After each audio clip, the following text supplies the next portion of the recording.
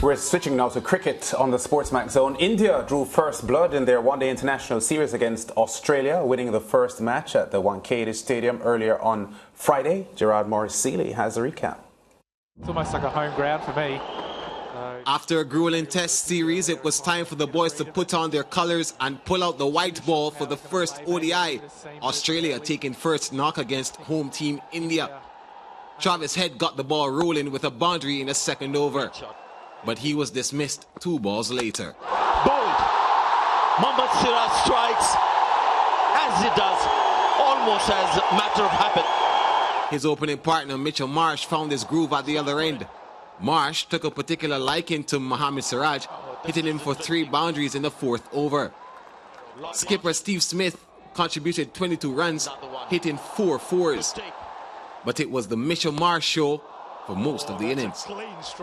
He had 15 boundaries in his 65-ball innings, striking 10 fours and 5 sixes. This 4 would bring up his half century in the 17th over. Cut away, good solid shot to get to a landmark. Neatly compiled 14th half century for Mitch Marsh. Siraj would get his man soon after. Marsh dismissed for 81, 19 runs short of a century.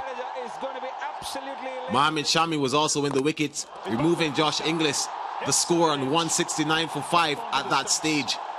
Shami was the pick of the bowlers with 3 for 17.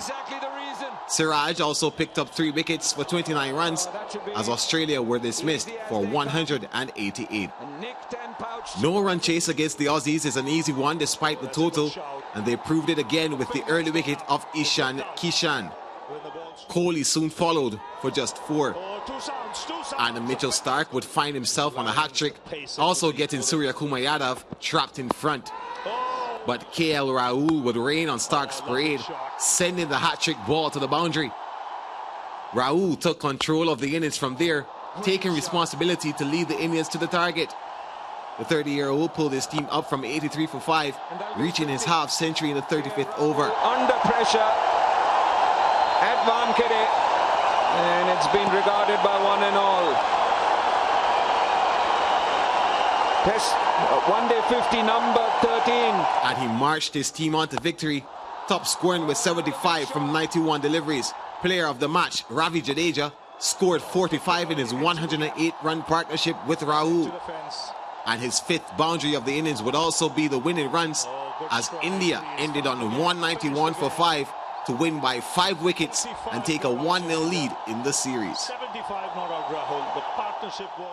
Yeah, live on SportsMax earlier this morning. World number 1 India, world number 2 Australia, 2 of the best white ball teams in world cricket at the moment, getting their series off and running. Low scoring, and India getting the victory. And our commentator and travelling man Nikhil Uttam Chandani joins us now via Zoom to look at this first ODI. And a low score by the Aussies there, Nikhil, but at some point in the innings they made India have to work for it.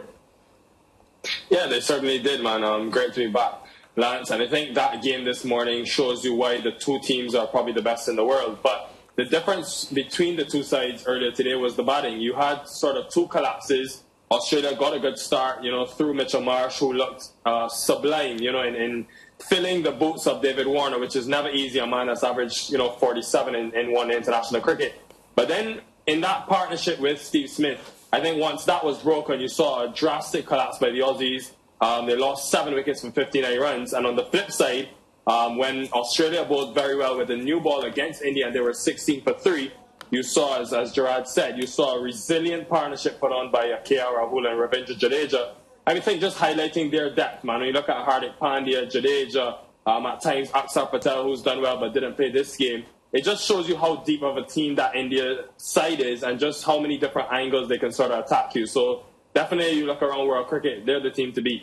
Yeah, and this live, or the entire white ball series, Nikhil, live on SportsMax. And although there will be a T20 international series after the ODIs, a little sad on my part that this ODI series is only a 3-match series.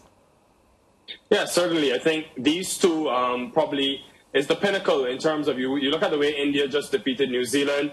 And the way Australia, beat England and are going to challenge India in this series when they get Alex Carey back, hopefully he returns from sickness, and David Warner, who's not fully fit as yet. It's going to be a stiffer challenge for the Indians, but I love to see this surface as well. I think it surprised both teams, definitely had a bit of life for the seamers. You saw swing on offer. And you look at Mohammad Siraj and the way he's bowled, 16 wickets already for the year, averaging 10.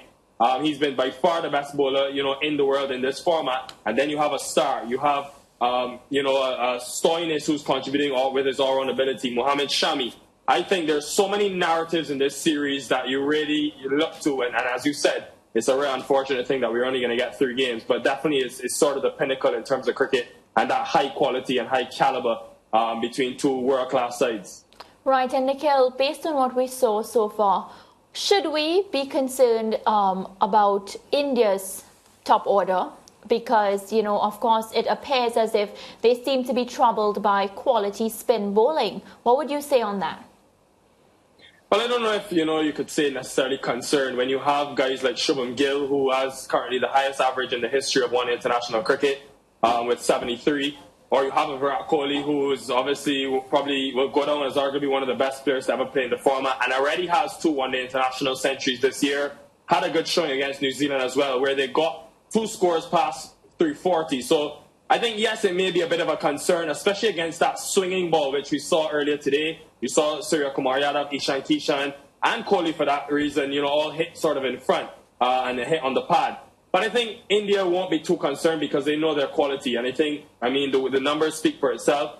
These are guys that have performed time and time again against some of the best attacks in the world. So even if the top order fails, I think they have enough depth with a KL Rahul, who got 72 today, and showed that, he's averaging 47 in ODI cricket and can really be a force in that middle order. And then, of course, Jadeja, who's playing his first one international after 8 months and still got a Player of the Match award. Yeah, and I want to talk some more about Ravindra Jadeja and, his inclusion, the fact that, is he an important part of India's World Cup plans? Because all these matches, they'll be thinking about the World Cup and whatnot. And just the fact that we've seen him improve match after match, Jadeja, putting his head down under pressure, getting that 45 runs to get his team across the line. And not to forget the 2 wickets that he picked up. Those were also very crucial wickets.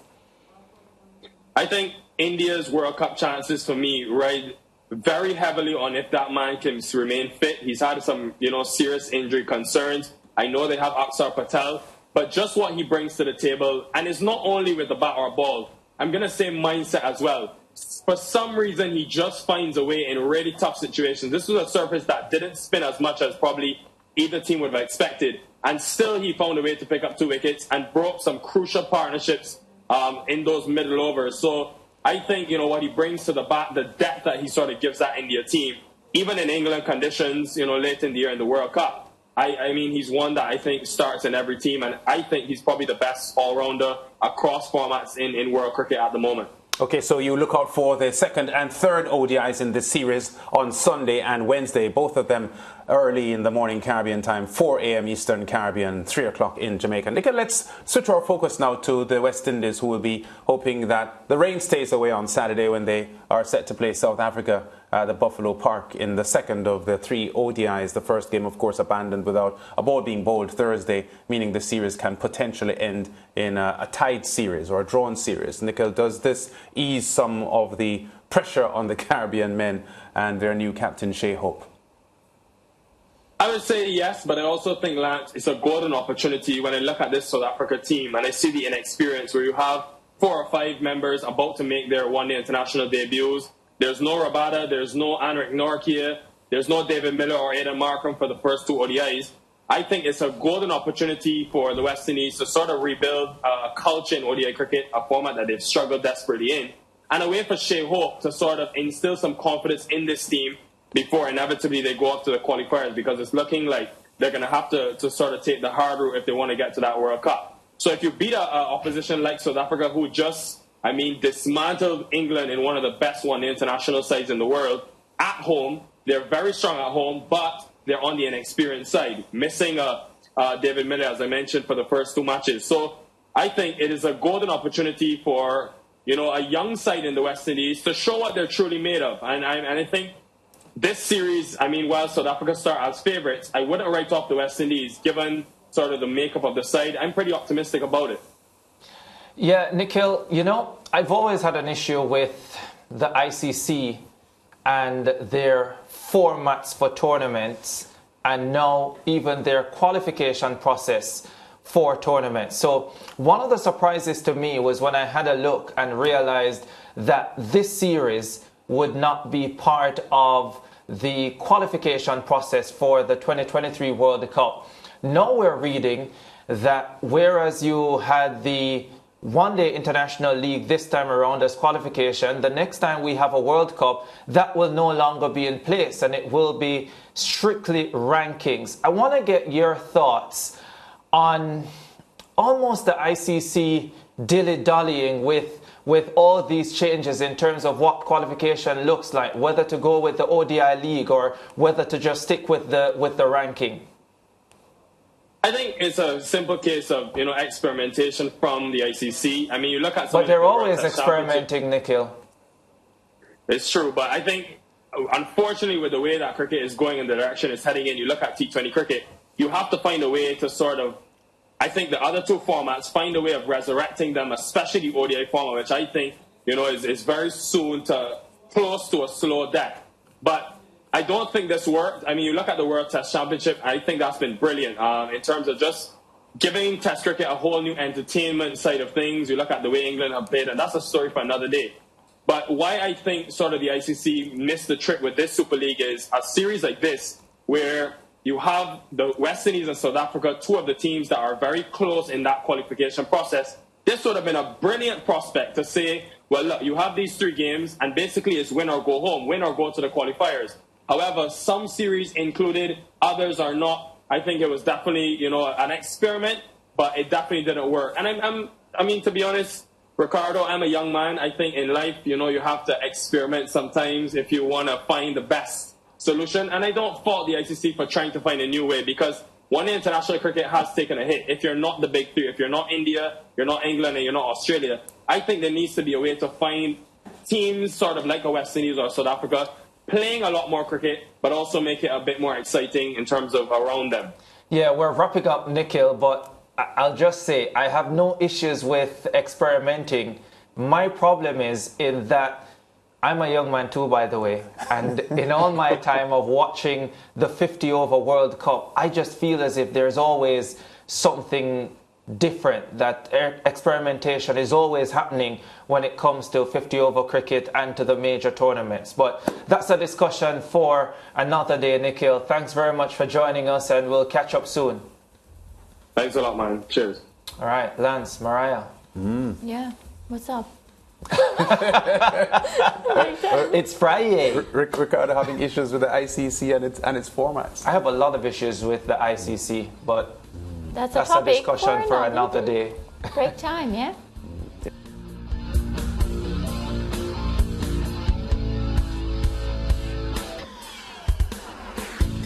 Stay with SportsMax on YouTube and follow us on all social pages for updates, news and entertainment.